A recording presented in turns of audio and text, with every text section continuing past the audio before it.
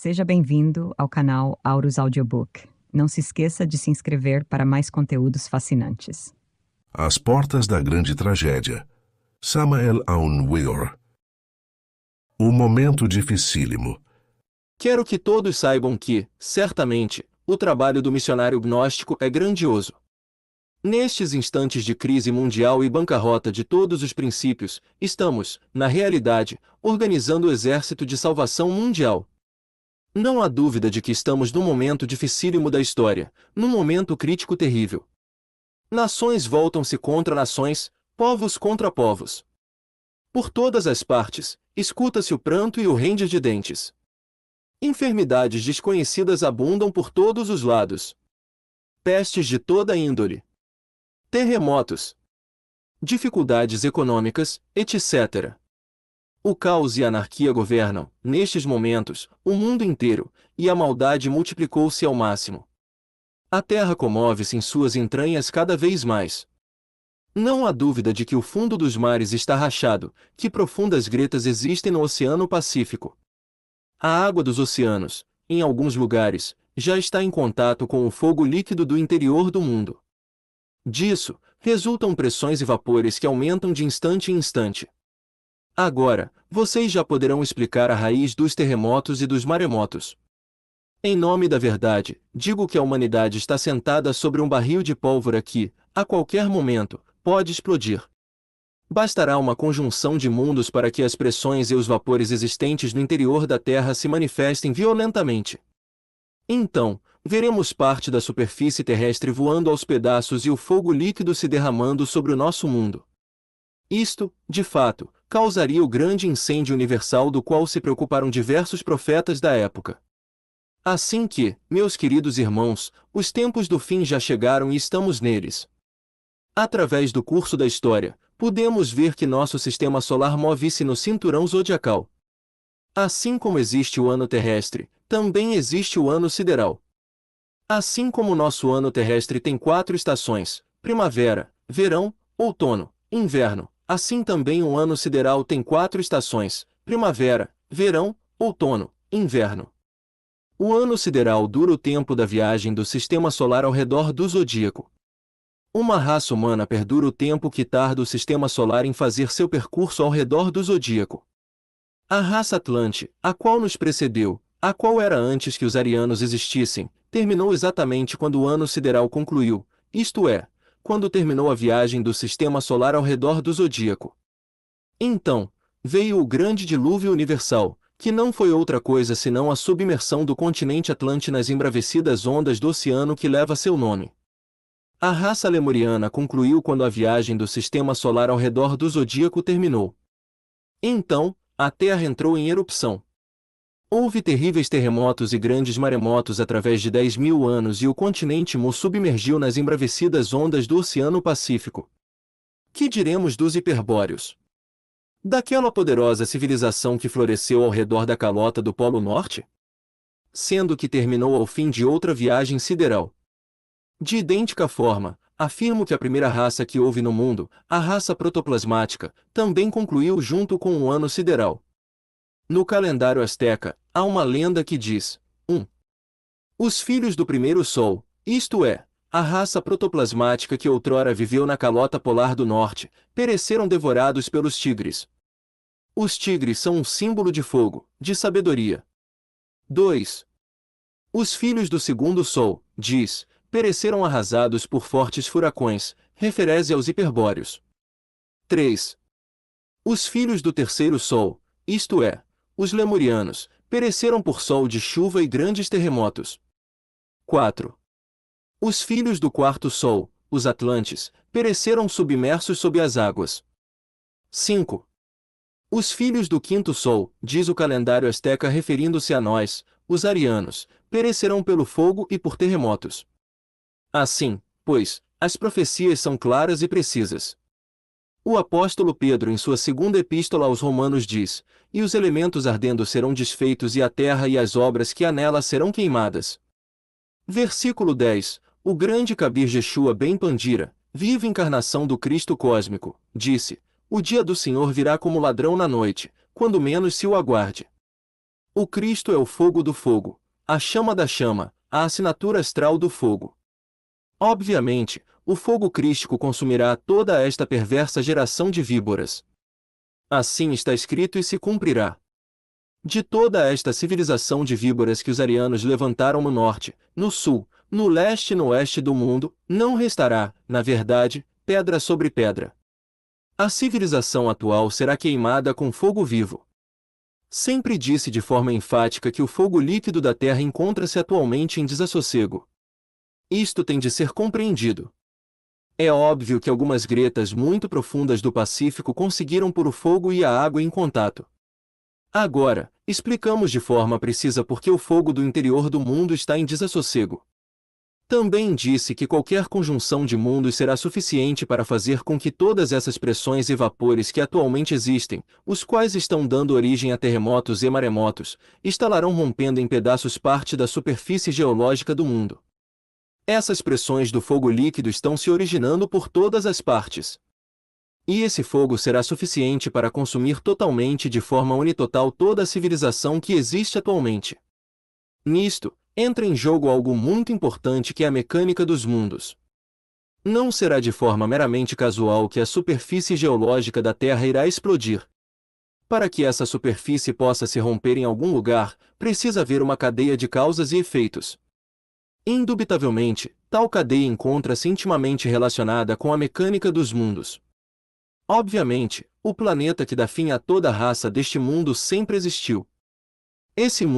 Esse planeta existe e ele sempre chega no final de toda a viagem do sistema solar ao redor do zodíaco.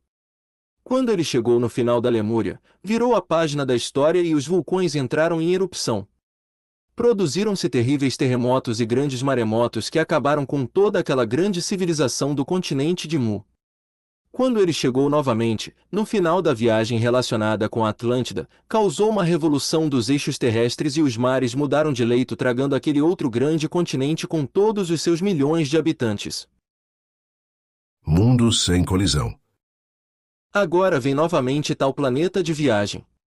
Chega no instante em que nossa viagem ao redor do zodíaco terminou. Digo isto porque só faltam uns poucos graus para o final total. Esta viagem em que estamos se iniciou na era de Aquário e o sistema solar regressou ao signo de Aquário, isto é, a viagem foi completada e agora só faltam uns poucos graus que implicam em apenas alguns anos. Consequentemente, como corolário, aquele mundo que joga a carreira nesta corrida sideral, aquele mundo que sempre aparece no final da viagem, já está à vista de todos os telescópios da Terra. Os cientistas batizaram-no com o nome de Bernard I. Nostradamus e os antigos chamavam-no de Hercólogos. Ele é 6 vezes maior do que Júpiter, o titã do nosso sistema solar. Trata-se de um monstro cósmico extraordinário. Os astrônomos de todos os lugares do mundo já levantaram um mapa da grande catástrofe que se avizinha. Nós temos este mapa em nossa instituição. Conseguimos-lo em uma hemeroteca do Distrito Federal do México. É, pois, de ordem oficial. Todos os astrônomos do mundo já o levantaram, não há astrônomo que ignore a grande catástrofe que se avizinha. Porém, nada publicam desse evento devido a proibições expressas dos governos, que censuram para evitar o fenômeno da psicose coletiva. Trata-se, pois, de um fato concreto, oficial, que a ciência atual não desconhece. Quando Hercólogos se aproximar um pouco mais, quando já for visível a todo o olho, atrairá magneticamente o fogo líquido do interior da Terra. Então, virá a grande explosão que se aguarda. Já disse que o interior do mundo está cheio de vapores e pressões que se intensificam de instante a instante devido ao contato constante do fogo e da água. Obviamente, Hercólogos tem uma potência magnética extraordinária. Ele causará a explosão. E voará em pedaços parte da superfície geológica da Terra. Brotará fogo líquido na superfície da Terra por todas as partes.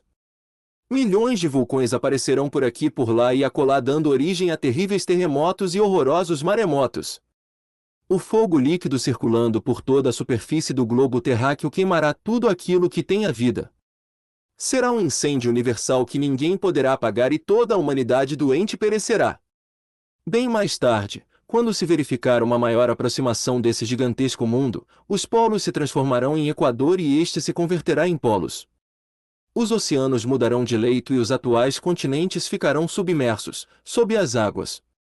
Então, terá desaparecido para sempre esta perversa civilização de víboras. Não restará de tudo isto pedra sobre pedra. Hercólogos está à vista de todos os observatórios do mundo. Chegará o momento em que será visto em pleno meio-dia.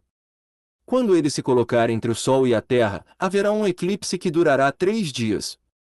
Estou falando de fatos que podem ser demonstrados matematicamente.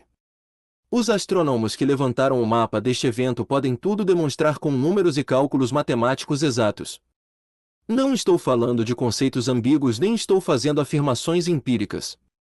Os astrônomos de todos os rincões da Terra respaldam minhas palavras, pois não há telescópio através do qual não se tenha visto o que estou dizendo.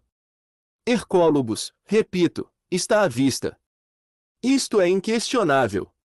Mas, antes desta catástrofe que está às portas, haverá guerras por todas as partes e rumores de guerra porque os tempos do fim chegaram.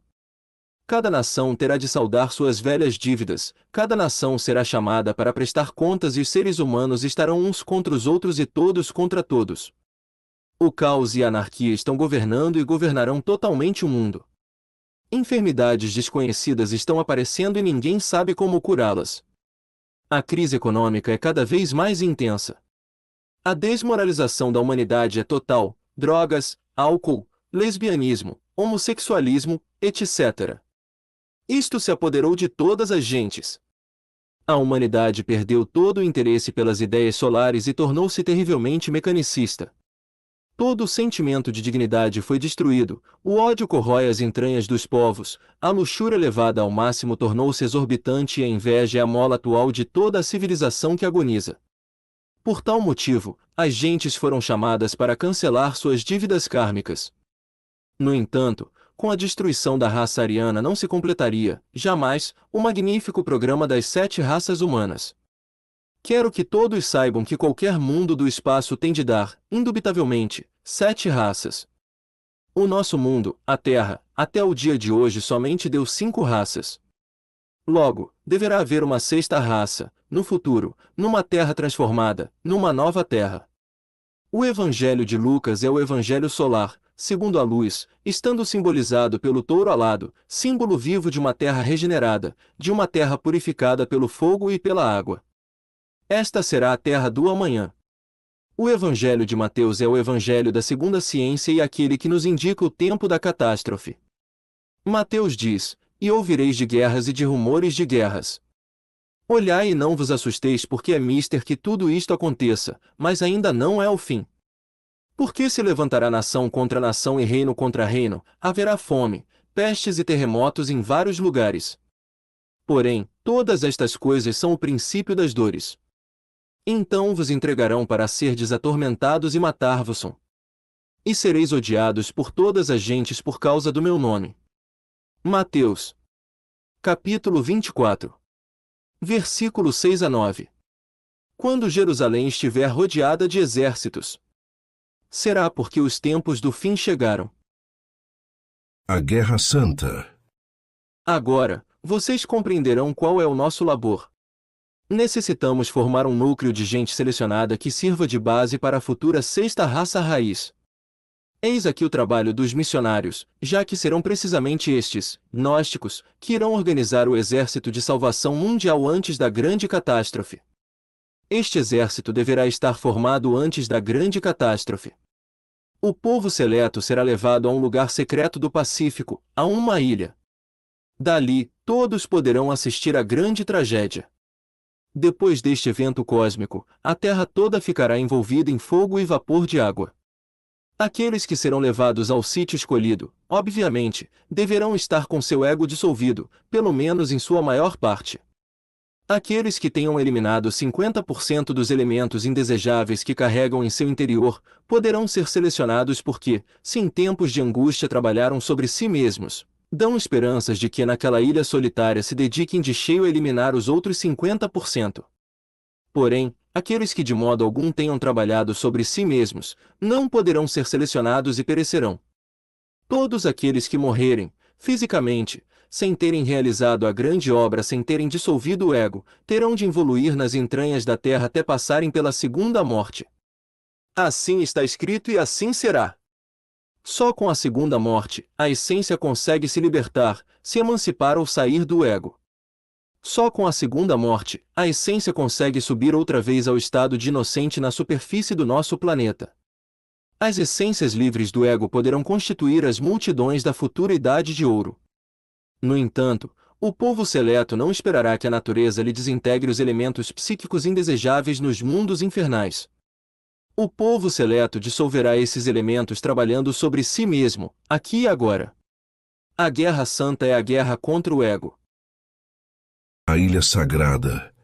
O povo seleto viverá na Ilha Sagrada no meio da névoa daqueles dias. A terra ficará, depois da grande catástrofe, toda envolta em fogo e vapor de água, e os elementos de fogo e de água combater-se mutuamente durante vários séculos. Porém, o tempo será aproveitado naquela ilha, na complementação do trabalho de destruição do ego. Quando um arco-íris duplo aparecer nas nuvens, este será o sinal de uma nova aliança de Deus com os homens. Aqueles que tiverem dissolvido o ego viverão nessas novas terras que surgirão do fundo dos mares e servirão de núcleo para a futura sexta raça raiz. E então, virá a Idade de Ouro. Já Virgílio, o poeta de Mântua, dizia: já chegou a Idade de Ouro e uma nova progenie manda. Na Idade de Ouro da futura raça, não haverá o meu, nem o teu, tudo será de todos. Cada um poderá comer da árvore do vizinho sem temor algum. Na futura Idade de Ouro não haverá fronteiras nem nações. A terra inteira será uma grande nação e as dinastias solares governarão os povos inocentes e puros. Nessa nova idade, não se dará corpo a ninguém que tenha ego, ainda que seja em apenas um 1%, porque, se alguém com ego tomasse corpo na idade futura, ele destruiria a Idade de Ouro, assim como uma laranja podre posta num cesto de laranjas boas apodrece a todas. Assim que, um só elemento com ego é suficiente para apodrecer a toda uma humanidade numa Idade de Ouro. Por este motivo, para eles não haverá corpo físico. Assim, pois, meus queridos irmãos gnósticos, estamos nos preparando para criar uma nova civilização e uma nova cultura. Os irmãos gnósticos que trabalham para formar o exército da salvação mundial, obviamente, se converterão nos paladinos da Idade de Ouro. Vejam vocês quão grandioso é o labor dos missionários. Esses irmãos abandonam tudo pelo Cristo.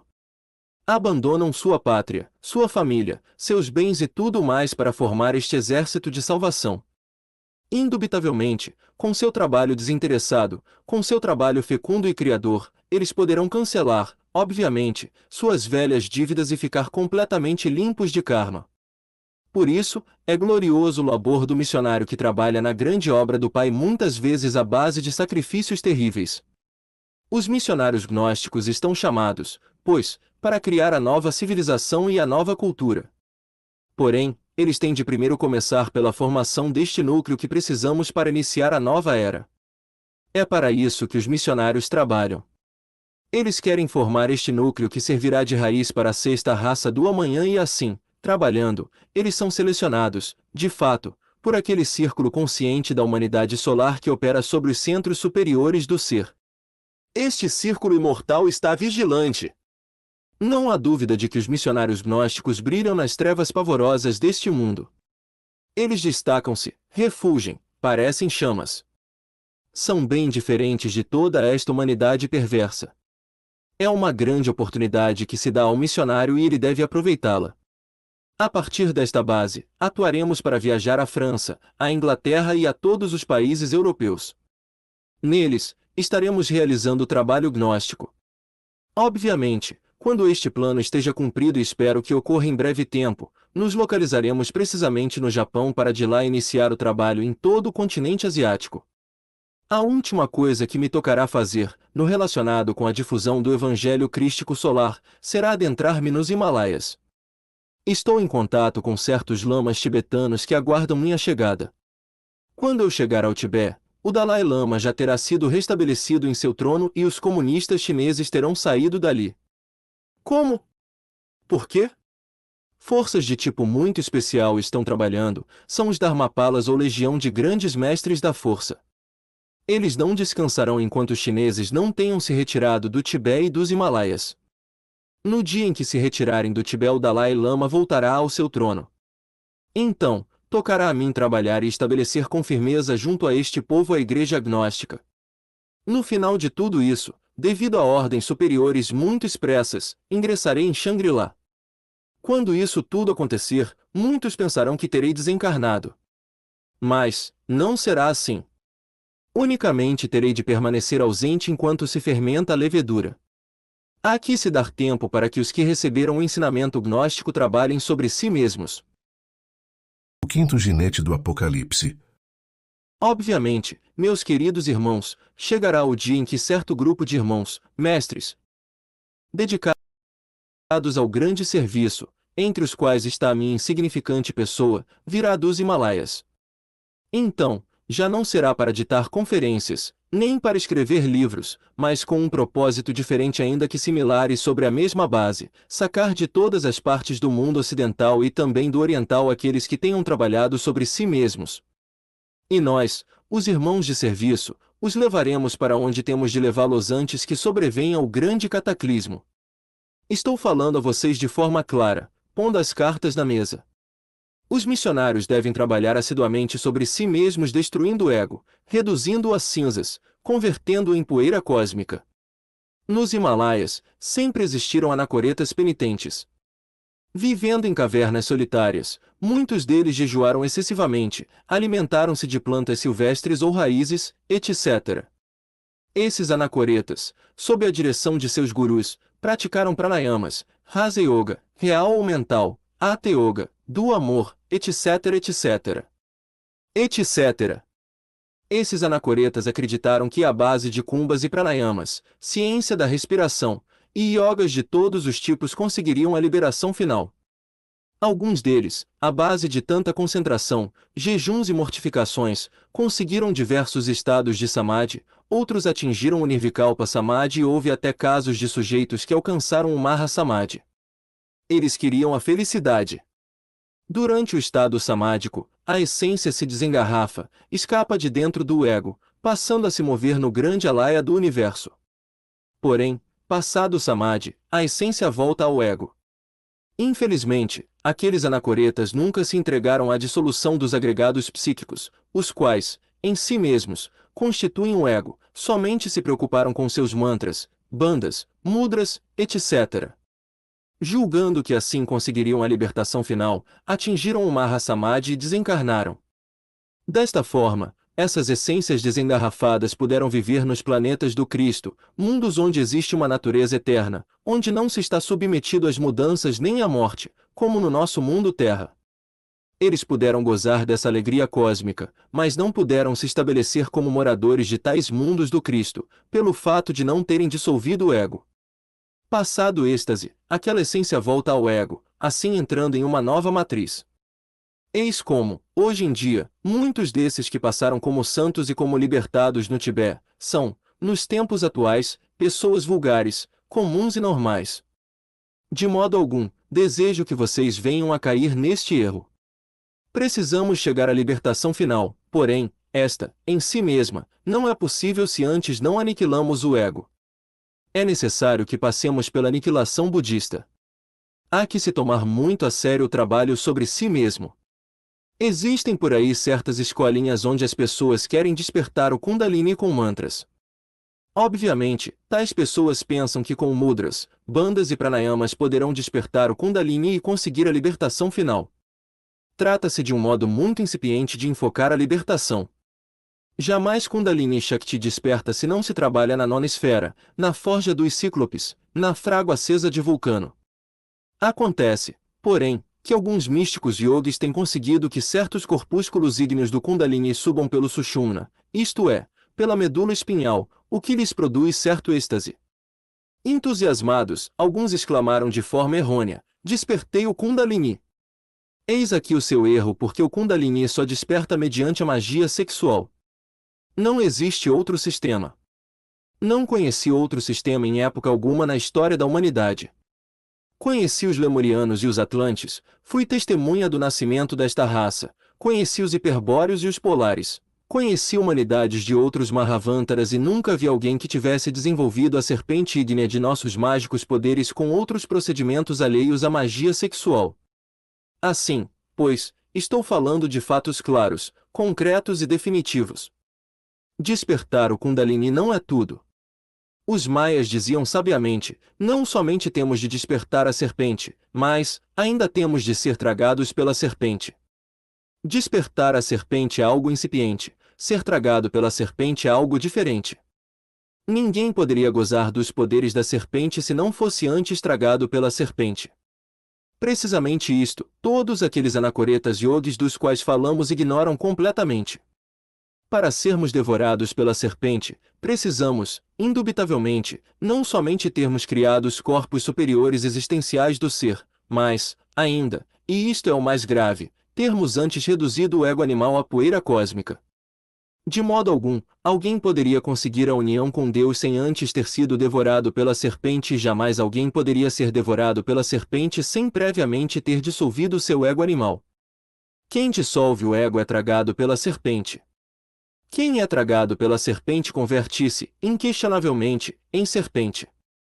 Obviamente, todo aquele que se converte em serpente é devorado pela águia. A águia é o Logos. Assim que, a altaneira águia tragando a serpente, símbolo culminante do nosso pavilhão mexicano, representa justamente este fenômeno cósmico. No instante em que o verbo ou o Logos, a palavra, o Senhor, traga a serpente, a resultante ou consequência na verdade vem a ser a serpente emplumada. Quetzalcoatl, o Cristo mexicano, é uma serpente emplumada. Assim que, meus queridos irmãos, há que se despertar a serpente e ser tragado por essa mesma serpente. Seu poder flamígero elimina de nós mesmos os elementos inumanos que carregamos em nosso interior. O missionário tem de eliminar de si mesmo os elementos indesejáveis de sua psicologia. Ele conseguirá isto suplicando a sua serpente, com humildade, rogando-lhe, para que, mediante sua flama ígneas queime e desintegre cada um dos agregados psíquicos. Assim, o missionário caminhará triunfalmente.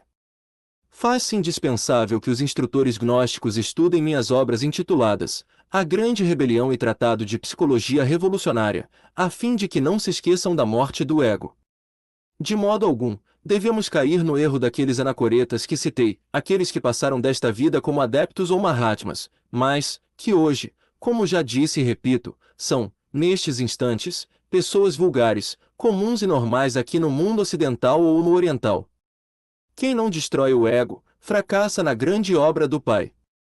Que se entendam quais são os 3 fatores de revolução da consciência: morrer, porque temos de destruir o ego animal. Nascer, porque temos necessidade de que o ser se revista com os corpos superiores. Há que se criar os veículos para que se verifique em nós o segundo nascimento através da água e do Espírito. Sacrifício desinteressado pela humanidade é o terceiro fator. Assim, pois, que se saiba de uma vez para sempre que a raça ariana que hoje povoa perversamente a superfície da Terra vai perecer. Vai ser destruída. De tudo isto que se vê não restará, na verdade, pedra sobre pedra. Tudo será queimado. Tudo será sepultado no fundo dos mares. Agora, creio que estão entendendo o sentido, o porquê, da invasão do Exército de Salvação Mundial. Porém, não será toda a humanidade que nos escutará. Também não escutaram ao Manu Vaivasvata em sua época, riram-se do Noé bíblico. Tampouco escutaram aos paladinos dos tempos da Atlântida. As gentes nunca aceitam a crua realidade dos fatos, só quando os têm por cima. As gentes sempre buscam escapatórias. Buscam evasivas. Creem que podem prosseguir assim, como estão. Até que lhes venha o fracasso. O calendário asteca. 1. Ocelotonatil, o Sol de Jaguar. O Sol de Jaguar é o símbolo da primeira das 4 idades da Terra. Acredita-se que, nessa época, o mundo era povoado por gigantes, os quais foram devorados pelos jaguares.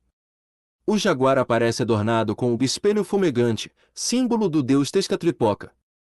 2. Hecatonatil, o Sol de Vento. O Sol de Vento simboliza a segunda idade. A humanidade foi destruída por furacões e os sobreviventes converteram-se em macacos. O deus dessa época foi Quetzalcoatl. 3. Quiauhtonatil, o sol de chuva. O deus que regeu essa era foi Taloque, o deus da chuva. Acredita-se que a humanidade daquele tempo tenha sido destruída por uma chuva de fogo. Os sobreviventes foram convertidos em aves. 4. Atonatil, o sol de água. Nessa quarta era, a humanidade foi destruída por um dilúvio. Eis aqui a submersão da Atlântida, bem como o dilúvio universal, narrado pela Bíblia. Os sobreviventes converteram-se em peixes.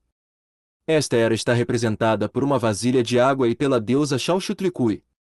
5. A quinta idade cosmogônica parece não estar suficientemente decifrada. Há um símbolo, Olin, o qual significa movimento e que unido a um numeral nos indica a data da destruição da quinta raça, a dos arianos, a nossa raça. O hieróglifo é formado por um signo convencional que expõe as garras de Tonatiuh e as representações dos 4 sóis anteriores. A figura que aparece no meio é o símbolo de João, aquele que profetiza.